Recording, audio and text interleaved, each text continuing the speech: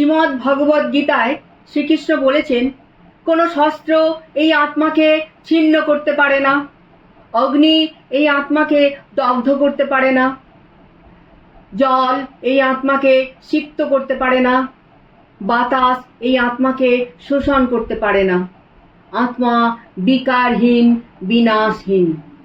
শরীর শস্ত্র দ্বারা ছিন্ন হয়, শরীর অগ্নি দ্বারায় দগ্ধ হয়, শরীর জল দ্বারায় সিক্ত হয়, শরীর বাতাসে শুষ্ক হয়।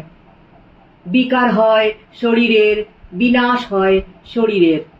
যিনি শরীরে উপস্থিত থাকলে শরীর জীবিত থাকে, যিনি শরীর ত্যাগ করলে শরীর মৃত হয়।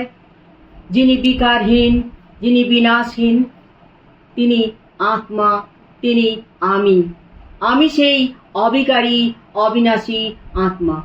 নৈনং ছিন্দন্তি শস্ত্রাণি, নৈনং দাহতি পাবকঃ, ন চৈনং ক্লেদয়ন্ত্যপো, ন শোষয়তি মারুতঃ।